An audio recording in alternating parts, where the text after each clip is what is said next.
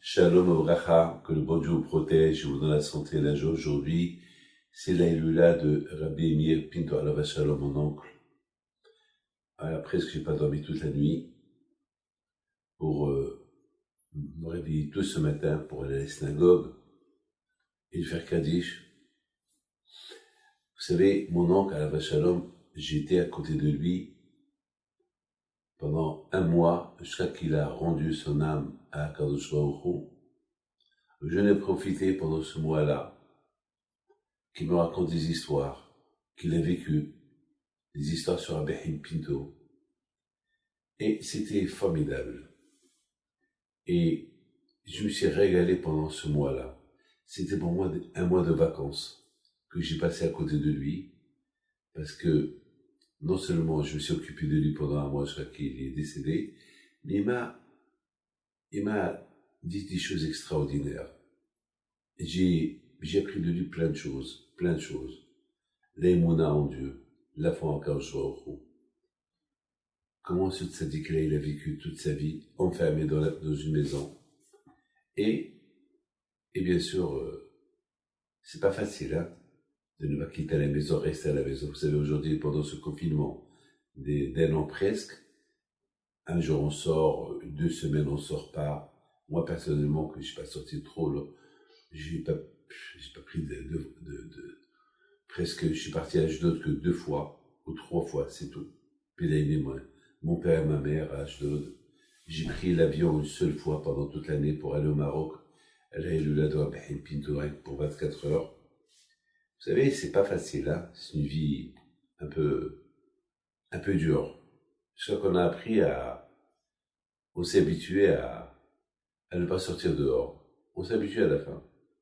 Mon oncle Alav Shalom, peut-être 50 ans, il n'a pas quitté la maison. Toute sa vie presque, il n'a pas quitté la maison. Je pense qu'il a même dépassé mon père. Mon père, quand même, il en a profité un peu de sa vie. Pendant les 2 ans avant sa mort. Il est parti au Maroc, il est parti en Amérique. Je l'ai amené à Los Angeles. J'ai voyagé à Paris plusieurs fois. C'était 2-3 ans que mon père, il a revécu un peu. Je l'ai fait goûter, je l'ai pris au zoo, voir les lions qu'il n'a jamais vus, les animaux. Mais aussi, lui aussi, comme je vous ai dit, lui aussi presque 40 ans, il n'a pas quitté la maison. Mais au moins, il a profité 3 ans, 2 ans, 3 ans avant qu'il a quitté ce monde. Mais mon oncle avait mis presque toute sa vie, il est resté à la maison. Et je me rappelle, vous savez que son frère, malheureusement, Rabbi Raphaël, il a été tué par des voyous. Ils l'ont frappé, et 3 jours plus tard, le pauvre, il est décédé de ses blessures. Et j'ai dit à Rabbi Meir, tu as vu l'assassin. Mais pourquoi? Qui est-ce? Peut-être il peut retourner, il peut revenir. Il a dit non, je préfère ne pas le dire. Il n'a pas voulu nous le dire. Mais une phrase, je me rappelle, il a dit, dans un mois, on va l'arrêter. C'est de la folie, hein? Et exactement le jour qu'il est décédé, ce mardi, le fameux mardi, le 12 Adar, mardi 12 Adar, qui était Mamash, j'avais jubilé ce jour-là. Ce jour-là, pendant qu'on était en train de lire Tehillim pour le préparer, pour le laver, pour l'enterrer, mes amis, la police, elle a arrêté l'assassin, c'était le voisin. Voilà. Pour vous dire, c'est extraordinaire. Il n'a pas voulu dire, mais, comme qu'il a dit, dans un mois, exactement un mois plus tard, il est mort. Mes amis, que son âme soit à Gan Eden. Et je me rappelle aussi, j'ai demandé qu'il me fasse une bracha pour que je me marie. Parce qu'à l'époque, j'avais 29 ans, je n'étais pas marié. Il m'a fait la bracha. Et j'avais l'émouna que sa bracha, elle allait tenir. Et Baruch Hashem, j'ai rencontré ma femme 6 mois plus tard, et on s'est mariés 3 mois plus tard. Ça veut dire que, Baruch Hashem, avant l'année, il m'a dit cette année, ça veut dire, il n'a pas passé l'année de sa mort, je crois que moi déjà, le mois de janvier, j'étais marié déjà. Pour vous dire la force de la prière qu'il avait. Et d'après tout ce que j'ai entendu, ça n'existe pas quelqu'un qui venait chez lui pour recevoir une bracha qui n'a pas eu des bons résultats. On raconte que des centaines de jeunes filles, de jeunes hommes qui venaient chez lui pour demander des brachot pour réussir dans les examens. Et il leur dit, n'ayez pas peur, vous allez réussir. Ils ont réussi. Et alors celui qui ne réussit pas, c'est parce que il avait pas l'émouna. Parce que lorsqu'on bat Shat Tzadik, il faut avoir l'émouna que la prière, elle va être exaucée. Mes amis, je voudrais aujourd'hui parler d'un cas un peu spécial. L'amour et le respect des parents. Alors pourquoi j'ai choisi de parler aujourd'hui l'amour et le respect des parents? Parce que dans quelques jours, c'est Purim. Et vous savez que à Purim, c'est un jour très spécial. C'est un jour que les mamans, ils vont faire les gâteaux. Et oui. Il y a ce qu'on appelle Mishloach Manot. On envoie des cadeaux à nos amis, la famille. Et bien sûr, il y a, après Purim, il y a Pessah. Il y a beaucoup de travaux à Pessah. On ne sait pas si cette année, le ciel va être ouvert pour ceux qui ont l'habitude de voyager à gauche et à droite. Sinon, ils vont devoir cacheriser bien la maison. Et c'est le moment que tout le monde doit aider la maman pour cacheriser à la maison. Donc on a Purim et Pessah. Ces deux fêtes-là, il y a beaucoup de travail dans ces fêtes-là. Faire les gâteaux, et après, envoyer à des gens, et après, il faut faire un bidikat Hames. Donc, les enfants, filles et garçons, ils sont appelés à aider leur maman. Et bien sûr, aider leur papa. Papa aussi travaille. Il a besoin de l'aide. Parce que vous savez que la maman, vers qui elle va se tourner pour qu'il aide, c'est le mari. Et le mari, le pauvre, il travaille. Peut-être qu'il a un cours de Torah à étudier. Et qui va l'aider? Donc, mes amis, aider les parents, c'est très important. C'est là qu'on peut accomplir vraiment la mitzvah de Kibud Avayim. La mitzvah de respecter ton père et ta mère. Cette mitzvah elle est logique. Mais la Torah, elle a écrit dans les 10 commandements. D'un côté, elle est logique, mais de l'autre côté, c'est pas évident que les gens veulent la respecter à 100%. À tel point que la Torah, elle dit que celui qui respecte cette mitzvah, il a une longue vie. Et en plus, il y a beaucoup à gagner. Parce que les enfants qui vont aider leur mère à faire des gâteaux pour Purim, à faire la kéchérisation de la maison pour Pessah, eh ben, ça va rester ancré en eux, cette mitzvah, et ils vont l'appliquer eux-mêmes à leur façon et à leur manière une fois qu'ils vont être mariés. Donc ça veut dire, on copie les parents, on dit ce qu'on apprend chez les parents, eh ben ça, ce qui va se passer chez moi à la maison plus tard lorsque je vais fonder une famille. Vous savez, mes amis, j'ai toujours aidé ma femme à la maison. Pourquoi? Parce que c'est ce que j'ai vu chez mon père. C'est ce que j'ai vu chez mon père. Et ce que j'ai vu chez mon père, je le fais à la lettre. Je suis photocopie de mon père. Peut-être je ne le fais pas comme lui, mais j'essaie de faire comme lui. Et bon, Hachem, j'espère que mes enfants aussi se rappellent ce que j'ai fait à la maison, pour qu'eux aussi font pareil chez eux à la maison. Et c'est comme la Torah. On transmet la Torah. Vous savez, le respect des parents, c'est une transmission. Comme la Torah, Moshe, il a reçu la Torah du mont Sinaï, il nous l'a transmis. Et nous, on l'a transmis à nos enfants. Les fêtes, toute une transmission. Ce qu'on apprend à la maison, on le fait nous-mêmes. Vous savez, je raconte une belle histoire. Il y avait une jeune fille elle avait rendez-vous avec une chatranite. Une chatranite, c'est une femme qui fait des rencontres entre jeunes filles et jeunes garçons. Elle prend tous les détails. Bon, il y avait quelques filles qui attendent à leur tour. Et voilà la jeune fille qui s'appelle Hana. Elle arrive son tour. Elle rentre. Bon, bien sûr, la chatranite, elle la voit. Elle voit comment elle est pour qu'elle voit qu'elle elle fait attention comment elle lui parle. Et bien sûr, elle pose des questions. Elle note pour lui trouver, si tu veux, un garçon qui lui va. Parce que faire un chidour, c'est un travail. Hein. Ne croyez pas que faire un chidour, vous savez, ne croyez pas que c'est facile. Hein. Un chidour, c'est la construction du monde. Parce que chaque personne, c'est un monde. Et c'est son caractère et sa façon de vivre. Et surtout, un homme et une femme, tu les mets ensemble, alors c'est deux mondes. C'est deux mondes qui vont se fusionner et devenir un seul monde. Ah, c'est pas facile, hein. Oh là là. C'est pas facile. Moi, j'ai toujours prié que le bon Dieu me donne une fille de mon pays, une fille marocaine. Et voilà, le bon Dieu m'a donné une fille d'origine d'Algérie. Mais pour Hachem, peut-être avec une Marocaine, j'aurais divorcé, mais avec ma femme, je suis heureux. Pourquoi? Ben, c'est un travail. C'est un travail qu'on a fait ensemble. Moi de mon côté, elle de son côté. Vous croyez qu'on a eu la belle vie ensemble? Pas du tout.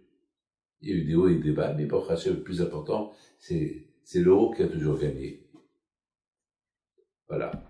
Donc il y avait, je retourne à mon histoire, donc il y avait cette femme-là, cette jeune fille qu'elle attend, qu'elle lui pose des questions, et après il pose des questions, mais la femme, la jeune fille, elle écoute, jusqu'à qu'elle termine. Elle note toutes les questions que la chatranite elle pose, après elle lui dit, alors maintenant je t'écoute, dis-moi. Et la jeune fille, elle commence comme ça, écoutez bien comment elle commence la jeune fille. Elle dit, moi je viens d'une famille que ma mère, elle fait sa prière 3 fois. C'est comme ça qu'elle a commencé. La chatranite, elle l'a arrêté. Elle a commencé à réfléchir.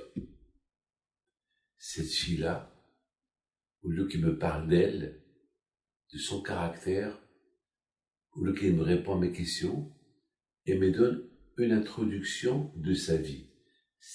Ma mère, elle prie 3 fois. Ça veut dire qu'elle a vu sa mère prier 3 fois par jour. Ça veut dire que même que sa mère, elle n'est pas obligée de faire la prière 3 fois par jour, une seule fois, ça suffit, mais sa mère, elle prie 3 fois. Ça veut dire que cette fille-là, elle fait beaucoup attention à sa mère. Donc cette fille-là, elle a la émouna. Si elle me parle que sa mère, elle prie 3 fois par jour, et à qui elle prie au bon Dieu. C'est que sa mère, elle doit avoir un bon cœur, c'est que sa mère est une bonne cuisinière, c'est que sa mère, elle est gentille, c'est que sa mère, toutes les bonnes qualités, elles sont ça. Parce que celui qui n'est pas obligé de faire quelque chose, il le fait, c'est qu'il a quelque chose à enseigner à d'autres. Donc cette fille-là, même qui n'était pas très habillée, tsnirout, c'est pas grave. Le plus important, cette fille-là, elle a la émouna. Elle a la émouna. Certainement que sa mère, elle lui dit beaucoup de fois, pourquoi ma fille, tu n'es pas tsnirout, ta robe, ta jupe, elle n'est pas trop longue. Mais bon, et les jeunes filles, bon, le plus important, c'est que une fille, elle peut changer. Parce qu'elle a la émouna. Lorsqu'on a la émouna, on peut changer. Regardez, Abraham Abinu Alav Shalom, il a dit à Eliezer, cherche-moi une fille de ma famille. Parce que eux, ils ont des bonnes qualités. Les filles de Canaan, ils n'ont pas de bonnes qualités. Ils n'ont pas la émouna, ils n'ont rien du tout. Il dit, le Ran, un grand tzaddik, il dit que celui qui ne croit pas en Dieu, il a des bonnes qualités, il peut changer. Mais c'est lui qui, il n'a pas de bonnes qualités, alors jamais il arrivera à croire en Dieu. Jamais. Et regardez, mes amis, c'est très important. Très important ce que je suis en train de vous dire. Lorsque vous voyez votre maman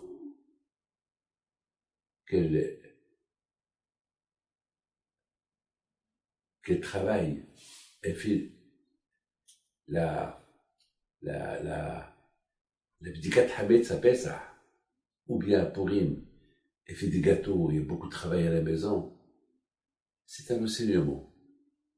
Ce que je fais, vous devez faire comme moi.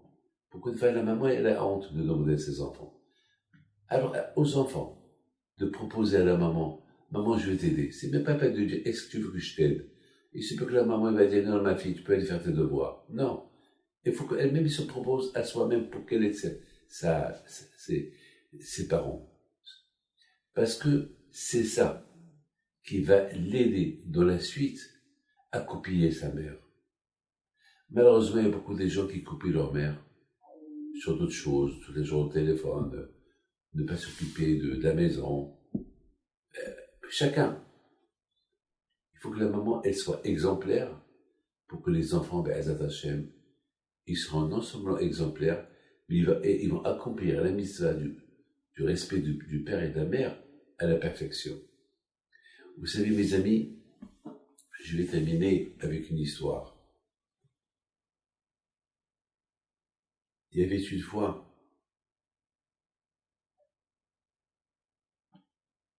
c'est une très belle histoire, il y avait une fois un grand sadique qui lui a donné un cours de Torah. Il a parlé sur la qualité des midotes. Les midotes, ça veut dire combien on doit être parfait. Et combien, surtout, combien on doit faire attention. Comment on est à la maison. Et c'est même pas la peine que je vous raconte l'histoire de ce tzaddik, je raconte une histoire personnelle avec moi. Jamais j'oublierai. Un de mes frères, il était malade. Lorsqu'il était jeune, il était malade. Et ma mère, Zechana Lebracha, elle a pris mon frère chez tous les médecins au Maroc. Et chaque médecin lui dit, il faut faire ça, il faut faire ça. Mais il avait beaucoup de déboutons sur la tête. Et jamais j'oublierai combien ma mère, elle a souffert. Aussi, jamais j'oublierai ma grande sœur, elle aussi était petite, lorsqu'elle était fatiguée, combien ma mère, elle allait à gauche et à droite. Elle allait à gauche et à droite pour essayer de trouver une réfoua. Vous allez me dire, c'est normal. C'est le travail de la mère. Moi, mes amis, je peux vous dire aujourd'hui, je connais beaucoup de mamans, que, écoutez, je suis quelqu'un qui reçoit les gens. Et beaucoup de fois, ça y est, ils baissent les bras. Ils baissent les bras. Ça y est, ça n'arrive plus. Ils baissent les bras. Ben, ma mère, Zechona Lebracha, jamais elle a baissé les bras. Et surtout, lorsque mon père lui a dit, Mazal, il faut envoyer ton fils, tes enfants, Rabbi David et Rabbi Haïm, il faut les envoyer à la yeshiva. Vous savez, on était jeunes, on était des bébés. Il aurait pu abaisser le bras et dire à mon père, stop, ne me parle pas de ça. Eh ben, ma mère aussi respectait son mari. Le mari, il a dit, il faut envoyer les enfants à la yeshiva, on ne va pas lui dire non. Elle a compris que, elle nous a donné, écoutez-moi, elle nous a donné une leçon. Une leçon comment une maman se comporte avec les enfants. Comment une maman, elle respecte son mari. Même, elle sacrifie. Il y a un grand rave que lorsqu'il écoutait que ma mère, elle nous a envoyé très jeune à la yeshiva, il n'arrivait pas à croire. Il a dit, moi j'ai 12 enfants, je suis pas capable d'envoyer mes enfants à cet âge-là que la rabbinite elle a envoyé ses enfants à l'âge de 8 ans et demi, 10 ans et demi. C'est impossible. C'est des choses que ça ne se fait pas. C'est un sacrifice. C'est un sacrifice de long terme. C'est pas possible parce que la maman, Elle a l'amour des enfants, elle veut qu'ils soient à côté, surtout des bébés de 8 ans et demi, c'est pas possible. Comment elle a pu faire? Ben, moi, aujourd'hui, je lui dis comment elle a pu faire, parce que elle a respecté son mari. Elle respectait son mari. Puis son mari l'a proposé, alors elle exécute. Ben, mes amis, moi aussi, j'ai fait pareil. Un de mes enfants, Rabbi Raphaël, à l'âge de 11 ans, je l'ai envoyé à la yeshiva à Strasbourg. Bon, Baruch Hashem, il venait une fois par mois, une fois toutes les 3 semaines, mais quand même, j'ai fait un... Bon, après je l'ai envoyé en Amérique étudier. Mais pourquoi? C'est l'idée. Ça m'a rappelé l'idée, ce que j'ai vu ma mère faire, ce que j'ai vu mon père faire. Mes amis, il y a une femme aujourd'hui. Cette femme, elle est extraordinaire. J'ai jamais vu une femme pareille. Comment elle éduque ses enfants? D'une manière, jamais elle s'est énervée sur eux. Alors, il y a un grand sadique. Écoutez bien ça. Il avait, ils lui ont fait un shidour avec une jeune fille. Et maintenant, on lui a dit de venir voir la jeune fille chez ses parents. Alors bien sûr, la maison était propre, la maison elle était nickel. Maintenant, il vient pour faire connaissance de sa future femme, et bien sûr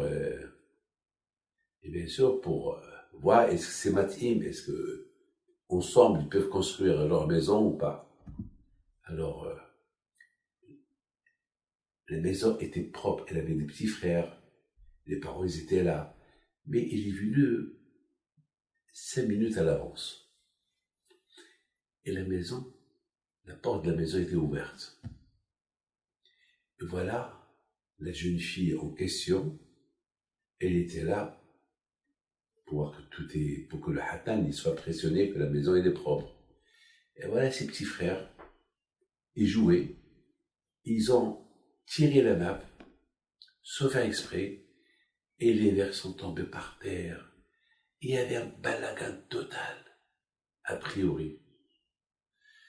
La jeune fille, il reste encore 4 minutes que le hatan y vient, et il voit la maison dans un état terrible. Elle devait s'énerver, frapper ses frères, leur dire, ou bien crier. Le contraire, était calme. Elle a dit, il a dit, mes frères, ça y est du tout mes frères, c'est pas grave, ça y est, alors vous allez m'aider à nettoyer. Gentiment, doucement, elle a commencé à les caresser, c'est dire, rien ne s'est fait. En général, une chose pareille, on perd la tête, on s'énerve, on frappe, la colère elle sort. Et cette jeune fille-là, elle n'a rien dit. Alors sa mère, elle regarde sa fille, elle dit, ma fille, dans 3 minutes, 2 minutes, le hatan va venir, et c'est comme ça que tu te comportes. Je lui dis, maman, j'ai appris de toi. Toi aussi, on a fait 1000 fois plus que ça. Jamais tu nous as crié. Toujours tu étais gentil avec nous. Ben, on est comme toi. Et le hatan, il a tout vu. Vous savez ce qu'il a fait? Il est reparti. Il est reparti. C'est le rabbin qui lui a fait le shido. Alors, il rentre chez son rabbin. Le rabbin lui dit, mais attends, mais tu as rendez-vous avec telle et telle fille? Il dit, non, c'est pas la peine que je fais du shido avec elle. C'est la fille de ma vie. C'est la tzadékelle. J'ai vu ce qu'elle a fait, ben c'est ce que je cherche. Une fille qui est patiente, une fille qui n'est pas coléreuse, une fille qui est comme ça, qui est comme sa mère, comme j'ai entendu, il n'y a rien à savoir. C'est la perfection totale. Alors, quand même, on va aller pour fermer le shidour. Ils sont partis tous les deux. Ils sont venus un peu en retard. Entre-temps, la maison était propre. Ils arrivent avec le Rosh Yeshiva. Tout le monde était impressionné parce que ce garçon-là était un grand tzaddik. Donc, il a dit, la première chose que le rabbin a dit, le Hatan, il est heureux et content d'accepter, si vous acceptez, que vous lui donnez votre fille comme femme. Mais ils se connaissent même pas. Elle est contente parce qu'elle a entendu parler de lui. Elle s'est beaucoup renseignée sur lui. Mais lui, il la connaît pas. Alors, ils ont raconté ce que lui, il a vu. Alors, vite. Ah bon, il a vu tout ça? Oh là là. Ben oui. C'est ce qu'il a vu. Les amis, que le bon Dieu vous protège et vous donne la santé, la joie, la prospérité. Amen. Pour la réfoua chez de Sasson, que Hachem le protège, qu'il et pour la famille de Taïb, Yisrotam Behipito, soit avec vous. Amen.